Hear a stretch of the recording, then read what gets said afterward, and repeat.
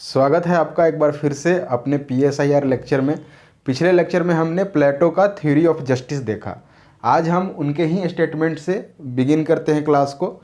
देखिए, जो पहला स्टेटमेंट है, state is individual writ large, और ये आपको कमेंट करने के लिए ये बोला गया है। दूसरा जो स्टेटमेंट है, justice is architectonic idea of Plato, जिसके बारे में हमने कल भी डिस्कस किया था, और ये आपको लिखना है, डिस्कस इसका कैलेंडर वर्ड्स है। तो ये दो क्वेश्चन आपको करने हैं, आप इसको कीजिए। अगर नहीं आता है तो फिर हम इस पर डिस्कस करेंगे। ये जो दो स्टेटमेंट आप देख रहे हैं, ये पिछला जो लेक्चर है थ्योरी ऑफ जस्टिस, उसी से ये दोनों स्टेटमेंट आया हुआ है। जो पहली स्टेटमेंट की मैं अगर बात करूं तो उसमें आपको मैंने बताया था कि जो इंडिविजुअल है, प्लेटो क्या बोलते हैं, जो इंडिविजुअल है उन्हीं से मिलकर स्टेट बना हुआ है। यानी कि वो बात करते हैं कि लाइक मैन लाइक स्टेट, जैसा आदमी होगा, इंडिविजुअल होंगे, वैसा ही स्टेट फॉर्म होगा। और उसके बाद वो जब आइडियल स्टेट की फॉर्मेशन की बात करते हैं तो वो बोलते हैं, वहाँ पे आप इसमें एनालॉगी जो था, men's vision testing of the men's vision, याद होगा आपको पिछला क्लास से, वो आप इसमें लिख सकते हैं। जो कि सोक्रात बोलते हैं कि अगर आप कहीं पे अपना आई विजन को टेस्ट कराने जाते हैं तो सबसे पहले जो वहाँ पे जो भी मेडिकल की टीम होती है, वो आपको पहले लार्जर लेटर्स को पढ़वाती है और उसके बाद धीरे धीरे स्मॉलर लेटर्स को पढ़वाती है। उसी तरह जैसे कि स्टेट में जस्टिस को फाइंड करना इजी होता है, और उसी तरह से धीरे धीरे फिर इंडिविजुअल कंडक्ट में हम लोग जस्टिस को फाइंड कर सकते हैं। जैसा स्टेट होगा वैसा इंडिविजुअल होंगे, और जैसा इंडिविजुअल होगा वैसा स्टेट होगा। तो यही दिया हुआ है कि state is individual writ large. ठीक है, तो इसमें कौन कौन से पॉइंट आपको लिखने हैं वो पिछले क्लास में हमने डिस्कस कर लिया है। उसी तरह से justice is architectonic idea of Plato, इसमें भी मैंने आपको बताया था कि जिस तरह से एक बिल्डिंग को बनाया जाता है और उसमें डिफरेंट तरीके के आर्टिसियन लगे होते हैं उसके फॉर्मेशन में, जैसे कि उसके दरवाज़ा बनाने में, उसके दीवार को बनाने में, इसी एनालॉगी का प्लेटो यूज करते हैं अपने जस्टिस की थ्योरी को बताने के लिए। कि जिस तरह से बाकी आर्टिसियन एक मिलकर एक मजबूत बिल्डिंग का निर्माण करते हैं, उसी तरह से जो लोग हैं, जो सोशल स्ट्रेटिफिकेशन उन्होंने किया है, जैसे रूलिंग क्लास, उसके बाद जो सोल्जर क्लास है और जो ट्रेडर क्लास है, तो ये तीनों मिलकर क्या करेंगे, एक नया वर्च्यू को जन्म देंगे कि जो कि जस्टिस कहलाएगा। तो इस तरह से आपको इसमें डिस्कस करना है इन दोनों क्वेश्चन में। तो आगे चलते हैं कि आज जो हम लोग डिस्कस करेंगे वो थ्योरी ऑफ एजुकेशन है। ठीक है, today we are going to discuss theory of education और theory of communism of private property and wives भी हम लोग करेंगे। ठीक है, तो थ्योरी ऑफ एजुकेशन की ज़रूरत क्यों पड़ी, ये हम देखते हैं कि थ्योरी ऑफ एजुकेशन, आपको पता है कि जो Plato is interested in finding out the ideal state, right. और वो आइडियल स्टेट के लिए ही वो क्या कर रहे हैं, for the quest of ideal state वो सारी चीज़ें लेकर आ रहे हैं। यही तो बात है ना, हमने बात की थी कि वो आइडियल स्टेट का निर्माण करना चाहते हैं, और for the sake of ideal state he gives the theory of justice, then theory of education, और फिर जो होगा जो theory of private property and wifes, या फिर फैमिली कह ले। तो ये आइडियल स्टेट को बनाने के लिए ही ये कर रहे हैं। जब हमने थ्योरी ऑफ जस्टिस की बात की थी तो आपको पता है कि उसमें हमने क्या बोला था कि इंडिविजुअल लेवल पर जैसे इंडिविजुअल जैसे होंगे वो चीज़ रिफ्लेक्ट होगी सोसाइटी में, और वो फाइंड आउट करना चाहते हैं एक रूलर क्लास के लिए, और वो फिलोसफर किंग की बात करते हैं। तो अब बताइए आपकी फिलोसफर किंग हमें मिलेगा कैसे। ठीक है, क्योंकि हमें जस्ट स्टेट बनाना है, आइडियल स्टेट बनाना है, तो उसके लिए हमें फिलोसफर किंग की ज़रूरत है।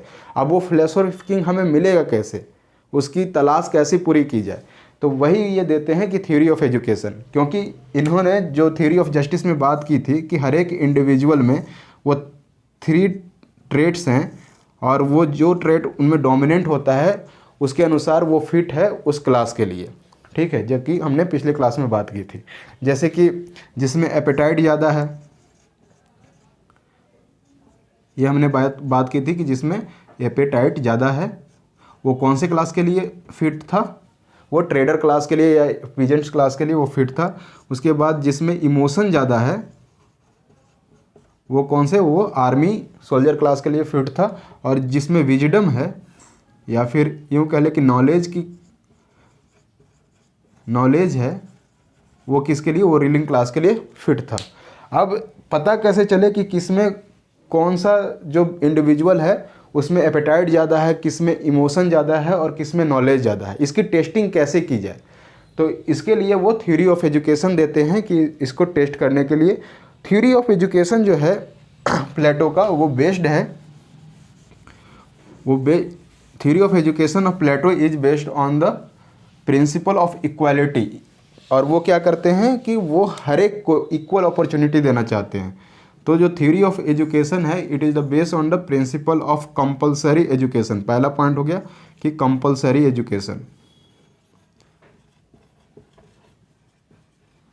यानी कि state will provide the compulsory education, no will be left behind. अब आप यहाँ पे कोरिलेट कर सकते हैं अपने कॉन्स्टिट्यूशन से। आपको याद है कि जो अपने कॉन्स्टिट्यूशन में कौन से आर्टिकल में कंपलसरी एजुकेशन देने की बात की गई है, आप कमेंट बॉक्स में कमेंट करें।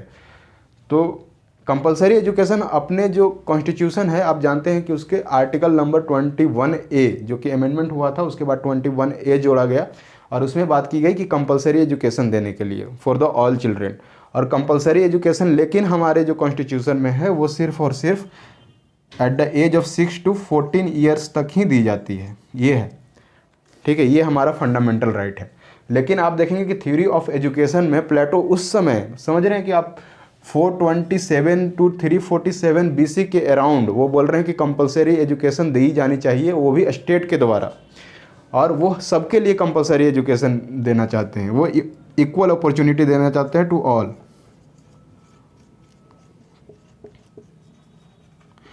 मतलब कि no one will be discriminated on the ground of the place of birth और जेंडर। किसी के साथ कोई ऐसा भेदभाव नहीं किया जाएगा। इसमें सारे बॉयज़ गर्ल्स जो भी हैं उसमें सब इंक्लूडेड हैं। तो ये इनकी थ्योरी ऑफ एजुकेशन का ये प्रिंसिपल हुआ कि no one will be excluded. अब इसमें थ्योरी ऑफ एजुकेशन में ये आगे बोलते हैं कि किस तरह से एजुकेशन दी जाएगी। ये सिस्टम आप समझ लीजिए कि थ्योरी ऑफ एजुकेशन का सिस्टम क्या रहा है इनका, ठीक है। बहुत ही मज़ेदार चीज़ है कि ये बोलते हैं कि स्टार्टिंग फ्रॉम द बर्थ, जैसे चिल्ड्रेन जो भी चाइल्ड है वो बर्थ जन्म लेगा, वो क्या है कि स्टेट को हवाले कर दिया जाएगा। वो जो चिल्ड्रन है वो क्या है कि स्टेट उसकी देखभाल करेगा, स्टेट उसका पढ़ाई का जिम्मा, उसके पालन पोषण का जिम्मा स्टेट उठाएगा। किसी को पार्टिकुलरली ऐसे उठाने की ज़रूरत नहीं है। Children will be sent to the state. और उसमें क्या बोला जाता है कि till the age of 10 years, 10 साल तक उनको क्या दी जाएगी, फिजिकल एजुकेशन प्रोवाइड किया जाएगा। क्या किया जाएगा, फिजिकल एजुकेशन। और ये जो स्कूल में आप जानते हैं कि यहाँ पे स्कूल में क्या है कि जिम्नेशियम होगा, स्पोर्ट्स की एक्टिविटीज़ होंगी, उसके बाद प्लेग्राउंड्स होगा, उनको स्पोर्ट्स, प्लेग्राउंड, फिजिकल एक्टिविटीज इस सब में लगाया जाएगा till the age of 10 years. और ये फिजिकल एजुकेशन इतना दी जाएगी उनको कि इतना फिट बना दिया जाएगा फिजिकल एजुकेशन देकर कि आगे फ्यूचर में कभी भी उनको कोई मेडिसिन की ज़रूरत नहीं पड़ेगी, किसी डॉक्टर के पास जाने की ज़रूरत नहीं पड़ेगी। तो 10 साल तक हमने क्या देखा कि फिजिकल एजुकेशन दिया जा रहा है और स्कूल में स्पोर्ट्स, प्लेग्राउंड, जिम्नेशियम, ये सारी चीज़ की व्यवस्था की जा रही है। उसके बाद 11 साल से लेकर 15 साल तक, यानी कि ये जो गैप है टिल 15 ईयर्स, उनको क्या दी जाएगी। यहाँ पर क्या हो रहे हैं, ये फिजिकली मजबूत बन रहे हैं, फिजिकल टफनेस इनको मिल रहा है। उसके बाद जब 15 साल तक के जो ड्यूरेशन है, 11 से लेकर 15 साल तक के ड्यूरेशन में, इसमें इनको दी जाएगी म्यूजिक की शिक्षा। ठीक है, म्यूजिक की शिक्षा क्यों दी जाएगी, तो फिजिकल जो टफनेस इनको मिला है फिजिकल एक्टिविटी के कारण, उसको सप्लीमेंट करने के लिए with the softness of spirituality, ताकि उनमें म्यूजिक क्या है, एक स्पिरिचुअलिटी की तरफ जाने का एक रास्ता है, तो उसको उनमें एक स्पिरिचुअलिटी डेवलप हो, तो ये म्यूजिक के जरिए इनमें डेवलप किया जाएगा। साथ ही साथ इस दौरान इनको हिस्ट्री हो गया, है ना, मैथ्स हो गया, तो ये सारी सब्जेक्ट जो है कि हिस्ट्री, मैथ्स और एक और सब्जेक्ट है साइंस, तो हिस्ट्री, मैथ्स और साइंस की भी इनको शिक्षा दी जाएगी म्यूजिक के साथ साथ। और आप जानते हैं कि हिस्ट्री और ये जो मैथ्स है और ये जो साइंस है वो जानते हैं कि आप कितना ज़्यादा इंटरेस्टिंग है ना। आप लोग को बहुत ज़्यादा इंटरेस्ट आता होगा जब आप बचपन में पढ़ते हैं, बहुत लोगों को इंटरेस्ट नहीं आता है इसमें। तो इसके लिए क्या व्यवस्था की गई है यहाँ पर कि म्यूजिक की शिक्षा दी जा रही है साथ साथ इन सब सब्जेक्ट के साथ। तो इन सब्जेक्ट को इस तरह से वर्सेस में पिरोया जाएगा ताकि इनमें कोई सूखा सूखा ना रहे। ये म्यूजिक के तौर पर ही एक सॉन्ग के तौर पर इनको पढ़ाया जाएगा और वो उस गाना गुनगुनाते रहेंगे और वो हिस्ट्री का, मैथ्स का, साइंस का इस तरह से गाना गुनगुनाते रहेंगे। तो समझिए कि जल्दी याद भी हो जाएगा और उनको कुछ ऐसा ड्राइनेस नहीं लगेगा इन सब्जेक्ट्स में। कितना अच्छा व्यवस्था है ना ये थ्योरी ऑफ एजुकेशन में। उसके बाद ये 15 ईयर्स तक का हो गया। उसके बाद till the age of 20 years, यानी कि 16 से 20 साल के बीच में, 16 से 20 साल के बीच में फिर इनको क्या दिया जाएगा, यहाँ पर मोरल एजुकेशन देने की बात की गई है। दे will be given moral education, ठीक है। और जब ये 20 साल के हो जाएंगे तब वहाँ पर एक एग्ज़ाम लिया जाएगा, हाई लेवल का एग्ज़ाम होगा यहाँ पर, ठीक है। अब ये एग्ज़ाम को जो लोग पास करेंगे वो आगे शिक्षा पाएंगे और जो फेल कर जाएंगे वो उनको भेज दिया जाएगा कहाँ, पीजेंट क्लास बनने के लिए। पीजेंट क्लास के लिए वो फिट हो जाएंगे तो they will be sent to the peasant class. और जो भी ट्रेडर्स हो गया, मैकेनिक्स हो गए तो उन क्लास में इनको भेज दिया जाएगा जो फेल होंगे। और जो पास होंगे, जो सक्सेस होंगे ये एग्ज़ाम में, उनको आगे की कंटिन्यू होगा स्टडी। और 21 ईयर से लेके 30 ईयर तक उनको कौन सी शिक्षा दी जाएगी, उनको दिया जाएगा फिजिकल, मेंटल और साथ साथ मोरल ट्रेनिंग दी जाएगी। Physical, mental and advance level of moral training इनको दी जाएगी 30 ईयर्स तक, 30 ईयर्स। और फिर यहाँ पर क्या होगा, एक और एग्ज़ाम लिया जाएगा, यहाँ पर एक और एग्ज़ाम लिया जाएगा। और इस एग्ज़ाम में जो फेल होंगे, those who will fail will be sent to the for the soldier class, ठीक है। उनको सोल्जर क्लास के लिए भेज दिया जाएगा, यानी कि ये सोल्जर क्लास के लिए फिट हो गए for the auxiliary group of army and navy. और फिर जो यहाँ पर जो सक्सेस हुए हैं उनको आगे की शिक्षा दी जाएगी। और 31 ईयर्स से लेकर 35 ईयर्स तक इनको जो फिलॉसफी की ज्ञान दिया जाएगा। इनको क्या पढ़ाया जाएगा, फिलॉसफी। तभी तो आगे चलकर फिलोसोफर किंग हमको मिलेगा। आप देख रहे हैं कि किस तरह से दो क्लास हमें मिल गया, एक पीजेंट क्लास मिल गया और दूसरा सोल्जर क्लास मिल गया। अब आगे रूलर क्लास को हमको ढूंढना है। तो 31 से 35 ईयर्स तक इनको क्या दिया गया, फिलोसफी का ज्ञान दिया गया। और 36 ईयर से लेकर 50 ईयर्स तक का ये जो गैप है उसमें फिर इनको क्या दिया जाएगा, वो जब 36 ईयर से लेकर 50 ईयर्स तक इनको फिर ग्राउंड लेवल पर वर्क करने के लिए भेज दिया जाएगा। यानी कि जो प्रैक्टिकलिटी है, ये तो अभी क्या कर रहे हैं, गुरुकुल में कहीं पे ये शिक्षा ले रहे हैं। फिर अब इनको क्या किया जाएगा कि जब 36 ईयर से 50 ईयर्स के अराउंड में इनको भेजा जाएगा कि आप ग्राउंड रियलिटी को देखें, वहाँ पर जो लोगों की समस्या है उनको समझें। आप जानते हैं कि IAS बनकर आप लवासना पहुँचते हैं, वहाँ पर कुछ दिन तो ट्रेनिंग होती है, उसके बाद आपको भारत भ्रमण पर भेजा जाता है। और वहाँ पर आपको इसलिए भेजा जाता है ताकि आप डिफरेंट ग्रुप ऑफ पीपल की समस्याओं को समझें और उसका निवारण करने की कोशिश करें। जब तक आप प्रॉब्लम नहीं समझेंगे, उसे एसोसिएट नहीं करेंगे, तब तक आप सॉल्यूशन फाइंड नहीं कर सकते हैं।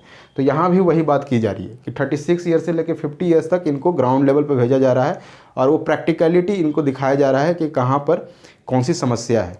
तो ये मतलब कि एक वर्ल्डली सिचुएशन में आ जाएंगे। और फिर यहाँ पर क्या होगा, एट द एज ऑफ 50 फिर एक एग्ज़ाम होगा और इसमें जो पास होगा वो क्या होगा, वो ruler class, they will be given to the ruler class के लिए ये फिट हो जाएंगे। और जो फेल होंगे उनका क्या होगा बताइए, उनको फिर क्या होगा, ये सोल्जर क्लास के लिए भेज दिया जाएगा। उसमें जो सोल्जर क्लास में जो हायर रैंक है उनके लिए ये फिट हो जाएंगे। तो इस तरह से ये पूरा थ्योरी ऑफ एजुकेशन है प्लेटो का। और इस तरह से हम देख रहे हैं कि एट द एज ऑफ 50 हमें क्या है कि फिलोसोफर किंग मिल जा रहा है। अब यहाँ पर इन्होंने एक और बात कही कि जो एट द एज ऑफ 50 जो एग्ज़ाम में पास हुए वो रूलर क्लास के लिए फिट हो गए, लेकिन उनमें से भी क्या है कि जो जो जो इंडिविजुअल रूलिंग करने के लिए तैयार नहीं होगा, उसके अंदर रूल करने की कोई भूख नहीं होगी, कोई चाह नहीं होगी, वही सबसे फिट है फिलोसफर किंग बनने के लिए। फिर क्या है कि जिसमें कोई एपेटाइट नहीं होगा रूल करने के लिए, वो क्या है फिलोसफर किंग बनने के लिए सबसे बेहतरीन होगा, और उसी को फिलोसफर किंग एज ए चुनना चाहिए। क्योंकि अगर किसी में फिर भी अगर कोई भूख बाकी है फिलोसफर मतलब कि रूल करने के लिए, या किसी और की चीज़ की डिजायर है, तो वो क्या करेगा, फिर से वो सिस्टम को डिसइंटीग्रेट कर देगा। तो इसलिए देखिए कितना टीडियस प्रोसेस है फिलोसफर किंग को जज करने के लिए, फिलोसफर किंग को फाइंड करने के लिए। तो यहाँ पर हम देख रहे हैं कि किस तरह से हमें फिलोसफर किंग मिल रहा है। अब यहाँ पर एक क्वेश्चन ये भी उठता था कि लोग पूछते हैं कि ठीक है कि आपको फिलोसफर किंग मिल गया, लेकिन क्या गारंटी है कि वो कभी करप्ट ना हो? क्या गारंटी है कि वो वर्ल्ड के जो भी वर्ल्डली जो मीन्स हैं उससे वो टेम्पटेड ना हो?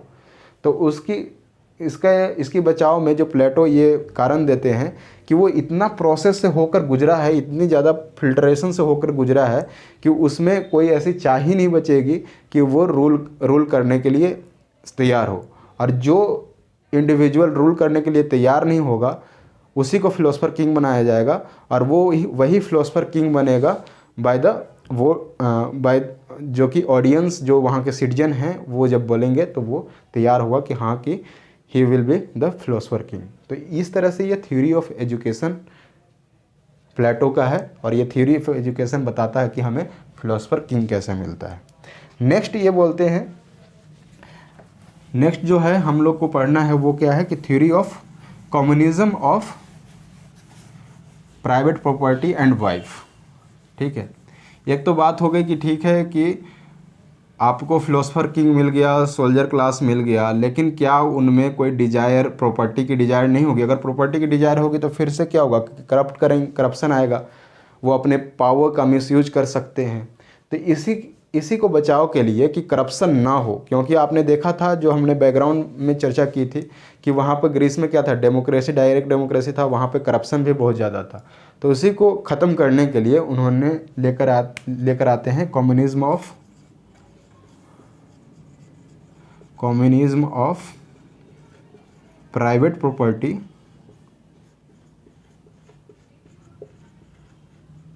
एंड वाइफ्स बोल ले या फिर फैमिली। ठीक है, इसमें जो इन्होंने सोसाइटी के जो क्लास को डिवाइड किया है, हमने क्या देखा था थ्योरी ऑफ जस्टिस में ही हमने देखा था कि 3 क्लास में डिवीज़न है सोसाइटी, डिवाइडेड है सोसाइटी। जो पहला क्लास क्या था वो था ट्रेडर्स या फिर पीजेंट्स या एग्रीकल्चरिस्ट, और दूसरा जो क्लास था वो सोल्जर क्लास था। ठीक है, और तीसरा जो था वो रूलिंग क्लास था। प्लेटो बोलते हैं कि रूलिंग और जो सोल्जर क्लास है इसे वो गार्डियन क्लास बोलते हैं।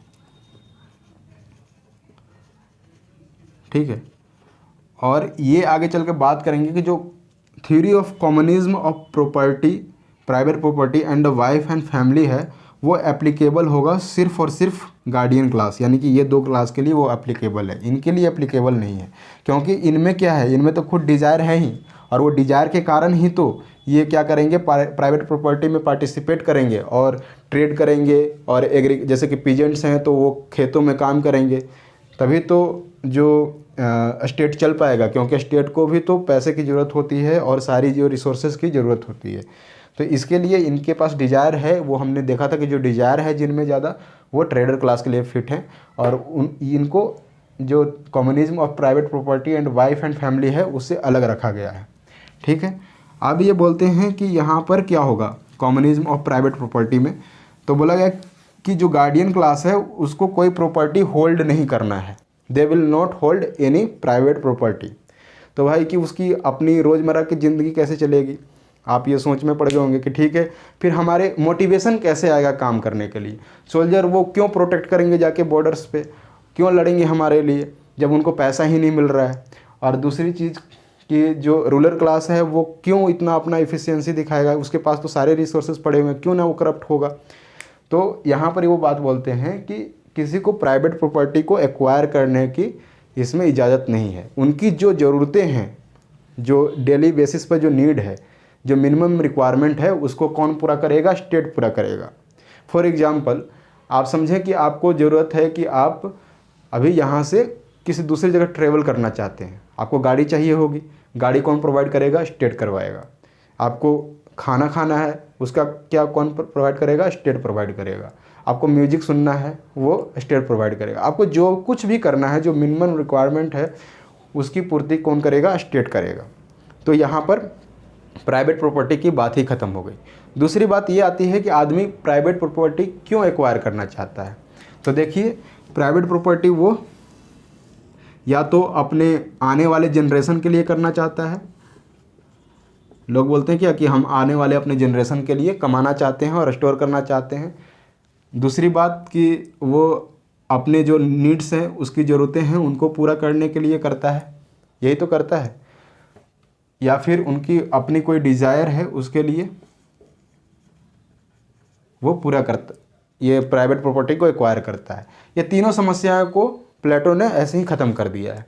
पहला बोला कि जनरेशन, तो जनरेशन के लिए बोला कि आपका कोई प्राइवेट, कोई मतलब कि ना वाइफ होगी ना चिल्ड्रन होगा, आपका कोई प्राइवेट ऐसा नहीं है, वो सब स्टेट के ही होंगे।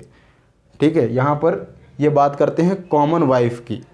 All will have common wife and common husband, मतलब कि एक के साथ अलग अलग डिफरेंट का रिलेशन हो सकता है उसमें। और उसके बाद कि उनकी कोई अपने प्राइवेट चिल्ड्रन नहीं होंगे। जैसे ही कोई चिल्ड्रन, क्योंकि यहाँ पर देखिए कि एक आदमी, एक husband, multiple wifes, one wife, one women, multiple husband, ऐसे ये बोलते हैं कि ये communism of wife and family है। यहाँ पर जो चिल्ड्रन पैदा होगा वो स्टेट का चाइल्ड कहलाएगा। जो भी चाइल्ड पैदा होगा वो स्टेट का चाइल्ड है, उसकी देखरेख कौन करेगा? स्टेट करेगा। तो यहाँ पर कोई पुत्र मोह नहीं है। ठीक है, अपने बच्चों के लिए, जो नेक्स्ट जनरेशन है, उसके लिए कोई सवाल ही पैदा नहीं होता कि वो अपना एक्वायर करेगा और उसके लिए अपनी प्रॉपर्टी को जमा करेगा। उसके बाद फिर अब जैसे कि अपने वाइफ के लिए लोग कमाते हैं, तो उसकी भी क्या है कि कोई अटैचमेंट, इमोशनली अटैच नहीं होंगे, क्योंकि multiple wife and multiple husband का यहाँ पे कंसेप्ट है। तो इन्होंने देखिए कि वो किस तरह से ज़रूरतें इनको कैसे पूरी कर रहा है कि स्टेट पूरी कर रहा है। तो ये प्राइवेट प्रॉपर्टी की ज़रूरत नहीं है, जो भी डिज़ायर है वो स्टेट पूरी कर दे रहा है। और जनरेशन वाली समस्या भी इन्होंने ख़त्म कर दिया, क्योंकि सारी चीज़ें जो भी चिल्ड्रन की पढ़ाई लिखाई है वो क्या है? स्टेट कर रहा है। अब इससे क्या होगा कि जो महिलाएँ हैं, जो औरतें हैं, वुमेन हैं, तो वो ध्यान दे पाएंगी अपने अदर स्फेयर में। तो वो मतलब कि जिस काम में वो के लिए फिट हैं वो काम वो करेंगी। ठीक है, तो ये देखें कि इस तरह से ये communism of private property and wife and family है। तो ये इनका कम्युनिज्म है। अब ये कम्युनिज्म एक कंपेयर किया जाता है कि जो प्लेटो का जो कम्युनिज्म है वो कैसे डिफरेंट है मॉडर्न कम्युनिज्म से, या फिर यूँ कह लें कि प्लेटो का जो कम्युनिज्म है वो कैसे डिफरेंट है मार्क्स के कम्युनिज्म से, क्योंकि मार्क्स ने भी कम्युनिज्म का सिद्धांत दिया था। तो यहाँ पर हम देखते हैं कि प्लेटो कंपेयर कर लेते हैं, प्लेटो का कम्युनिज्म और मार्क्स का कम्युनिज्म, और आपको थ्योरी ऑफ कम्युनिज्म और अच्छे से क्लियर हो जाएगा। तो देखिए कि प्लेटो का जो कम्युनिज्म है वो सिर्फ और सिर्फ किस पे लागू है? तो गार्डियन क्लास पे, सिर्फ और सिर्फ गार्डियन क्लास के लिए है कि नहीं। और यहाँ पर कम्युनिज्म क्या है? यूनिवर्सल है, सबके लिए है। यानी कि यहाँ पर हम बात करें तो ये होल सोसाइटी के लिए है।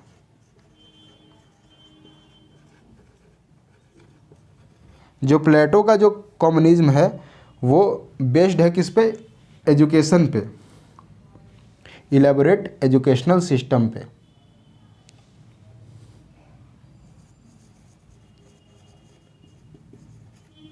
क्योंकि एजुकेशनल सिस्टम से ही क्या आएगा? ये कम्युनिज्म आएगा। और जो मतलब कि मार्क्स का जो कम्युनिज्म है वो किस तरह से आता है? वो रिवोल्ट के बाद आता है कम्युनिज्म।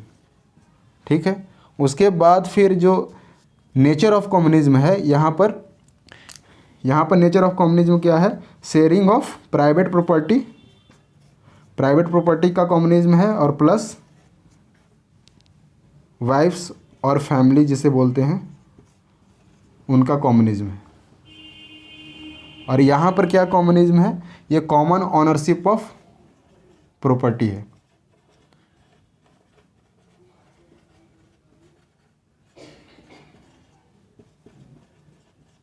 क्योंकि मार्क्स क्या बात करते हैं कि जो भी प्रॉपर्टी होगा वो स्टेट की प्रॉपर्टी होगी, उसको कोई भी इस्तेमाल कर सकता है। ऐसा नहीं है कि कोई किसी एक क्लास को छूट है मार्क्स के कॉमनिज्म में कि वो प्राइवेट प्रॉपर्टी हासिल कर सकता है। लेकिन यहाँ पर जो प्लेटो का कॉमनिज्म है वो सिर्फ और सिर्फ दो ही क्लास पे बेस्ड है ना, गार्डियन क्लास पे जो कि रूलर क्लास है और जो सोल्जर क्लास है। ट्रेडिंग क्लास को इसकी अलाउड है। ठीक, उसके बाद फिर ये बात करते हैं कि गोल क्या है। जो प्लेटो का जो कॉमनिज्म का है वो गोल क्या है कि सेटिस्फैक्शन ऑफ मिनिमम नीड। जैसे हमने देखा था कि जो भी स्टेट है वो क्या कर रहा है, जो गार्डियन क्लास का वो मिनिमम नीड को पूरा कर रहा है इस कॉम्युनिज्म के द्वारा, थ्योरी ऑफ कॉम्युनिज्म के द्वारा। जबकि मार्क्स का जो क्या है, satisfaction of all material need, satisfaction of all material need, ये मार्क्स का कॉम्युनिज्म कहता है। ठीक, यहाँ पर जो प्लेटो का जो कम्युनिज्म है वो मोरल वैल्यूज़ को ज़्यादा इम्पोर्टेंस दिया गया है, मोरल वैल्यू को ज़्यादा इम्पोर्टेंस दिया गया है, जबकि मार्क्स में मटेरियल को ज़्यादा इम्पोर्टेंस दिया गया है। इसलिए मार्क्स को मटेरियलिस्टिक भी बोलते हैं। उसके बाद फिर जो यहाँ पर जो ऑथोरिटी है प्लेटो में वो क्या है, फिलोसफर किंग है। ठीक, जबकि यहाँ पर क्या है, वो किसका शासन बोलते हैं, वो प्रोलिटेरिएट का शासन है। ठीक है, बुर्जुआजी का शासन खत्म करके प्रोलेटेरिएट का शासन है। तो यहाँ पर क्या है, वर्किंग क्लास, जो प्रोलेटेरिएट क्लास बोला जाता है वो वर्किंग क्लास का यहाँ पर रूल है। तो आप देख रहे हैं कि किस तरह से मार्क्स और प्लेटो का जो कम्युनिज्म है ये डिफरेंट है। ये क्वेश्चन पूछा जाता है, आप इसे ढंग से स्क्रीनशॉट ले सकते हैं आप इसका। तो ये हो गया थ्योरी ऑफ कम्युनिज्म हमने देख लिया, और थ्योरी ऑफ एजुकेशन ये प्लेटो का पूरा हो गया। जो कि अब अगले लेक्चर में हम लोग क्या करेंगे, मेन क्रिटिसिज्म करेंगे फिर अब प्लेटो का। जितने भी हमने थ्योरी पढ़ा वो हम अब इसका क्रिटिसाइज करेंगे, इनका डिफरेंट स्कॉलर के द्वारा, जैसे कि एरिस्टोटल के द्वारा और कार्ल पॉपर, दो मेन इनके क्रिटिक्स हैं। इनके क्रिटिसिज्म हम पढ़ेंगे कि प्लेटो की थ्योरी को उन्होंने कैसे क्रिटिसाइज किया है। इसके अलावा अभी हम एक और चीज़ पर फोकस करेंगे कि प्लेटो को, जैसे क्वेश्चन पूछा जाता है कि why Plato is considered to be the first political philosopher. Political philosopher आखिर क्यों बोला जाता है। ठीक है, इनको फिलोसफर की पदवी दी गई है। ठीक, तो मैंने आपको बैकग्राउंड वाले जो ओवरव्यू दिया था उस क्लास में भी बताया था कि प्लेटो को फिलोसफर, पॉलिटिकल फिलोसफर क्यों कहा जाता है, क्योंकि इन्होंने क्या बोला कि आइडिया को सुपरमेसी दिया। आइडिया को ये सुप्रीम मानते हैं ओवर रियलिटी। और इनका फेमस स्टेटमेंट है, ये क्वेश्चन पूछा भी गया है ये स्टेटमेंट को देकर कि एक्सप्लेन करने के लिए, कि रियलिटी इज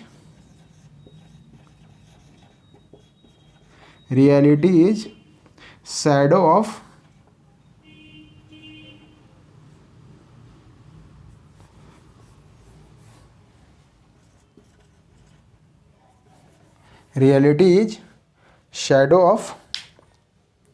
आइडियाज़।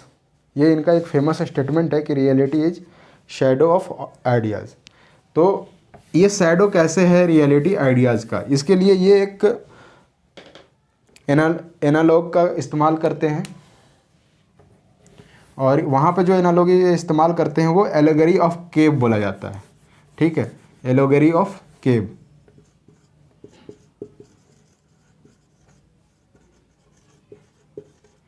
इसमें ये एग्जांपल देते हैं कि मान लीजिए कि एक हाइपोथेसिस की बात करते हैं कि एक केव है। ठीक है, ये केव में इस तरह से यहाँ से ओपन है केव, और यहाँ पर दीवार है, और यहाँ पर क्या है कि एक आदमी बैठा हुआ है। ठीक है, ये आदमी यहाँ पर बैठा हुआ है, और ये चेन्ड है, इनको चेन से बांधा गया है, सिर्फ और सिर्फ ये फ्रंट पे दिख सकता है, इधर नहीं दिख सकता। यहाँ पर मान लीजिए कि लाइट आ रही है या फिर कोई आग जल रहा है, ठीक है, फ्लेम उड़ रहा है, और यहाँ पर कोई ऑब्जेक्ट है, ठीक। अब ये ऑब्जेक्ट का शैडो क्या पड़ रहा है, यहाँ पड़ रहा है, ठीक है। अभी एक जो ऑब्जेक्ट का शैडो यहाँ पड़ रहा है, ये पीछे देख नहीं सकता है, ये चेन से बना हुआ है, ये सिर्फ आगे देख सकता है, तो इसको क्या, ये सिर्फ और सिर्फ इसको शैडो दिखाई देगा, और इसी शैडो को वो क्या मान लेगा कि यही रियलिटी है। लेकिन रियलिटी तो कुछ और है। जब ये केव से बाहर निकलेगा तो देखेगा कि रियलिटी डिफरेंट है। तो इन्होंने बोला कि जो रियलिटी है वो एक्चुअली शैडो है किसका, आइडिया का। और यहीं पे वो फिलोसोफर किंग को बोलते हैं कि फिलोसोफर किंग को ये समझना चाहिए कि जो रियलिटी है वो एक्चुअली में शैडो है किसका, आइडिया का। जो आप अपने अराउंड देख रहे हैं वो आइडिया का ही एक शैडो है, वो परमानेंट नहीं है, ठीक है। आइडिया को बोलते हैं कि वो परमानेंट है, आइडिया विल बी परमानेंट, ठीक है। और जो रियलिटी जिसे आप समझ रहे हैं वो क्या होगा, वो चेंज होता जाएगा किससे, सिचुएशन के अनुसार। तो इसलिए बोलते हैं कि आपको ये जो चीज़ जो दिखाई दे रहा है, जो आप सेंस कर सकते हो, वो क्या है, वो रियलिटी है। तो जो सेंस जो आप कर सकते हो जो रियलिटी को, उसमें आप नहीं पड़े, उसकी डिजायर आप मत रखो, क्योंकि वो चेंज होता रहेगा, वो परमानेंट नहीं है, वो ख़त्म होने वाला है। जबकि आइडिया जो है ये परमानेंट है, हमेशा इटर्नल है, ये हमेशा रहेगा। तो फिलोसोफर किंग को ये सजेशन देते हैं कि फिलोसोफर किंग को इसके पीछे नहीं भागना चाहिए। जैसे कि मान लीजिए कि नेम, फेम, ये सब क्या है, ये सब ये बोलते हैं कि ये रियलिटी है और जो कि क्षणभंगुर है, वो चेंज हो जाएगा, वो ख़त्म हो जाएगा। आपकी जो भी आप प्रतिष्ठा की बात करते हैं, जो मटेरियल की बात करते हैं, जिसको ऑन करना चाहते हैं, वो सब एक दिन ख़त्म हो जाएगा, वो एक छोटे समय के लिए है। लेकिन जो आइडिया है वो आपका परमानेंट रहेगा, और आइडिया का ही रिफ्लेक्शन क्या है, जो रियलिटी है, उसकी ये बात करते हैं। और ये फिलोसोफर किंग के लिए ये जो सजेशन है वो सबसे ज़्यादा महत्वपूर्ण है, ताकि उसको अपने आइडिया पर फोकस करना चाहिए, ना कि ये जो सांसारिक जो चीज़ें हैं उसमें पढ़ के और अपनी जो उनकी जो क्वेस्ट फॉर नॉलेज है उसको गिव अप कर देना चाहिए। और इसी तरह से ये भी एक उसका पार्ट बनता है कि जो हमने जो लिखा कि reality is shadow of idea, ये भी एक पार्ट कहीं ना कहीं बनता है आइडियल स्टेट के फॉर्मेशन में।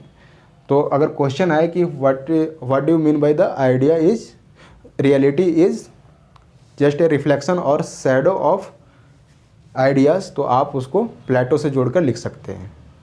तो ये रहा आज का क्लास, जिसमें हमने बात कर ली theory of education, theory of communism, of private property and the wives, और फिर हमने बात की कि जो रियलिटी है, reality is the shadow of ideas.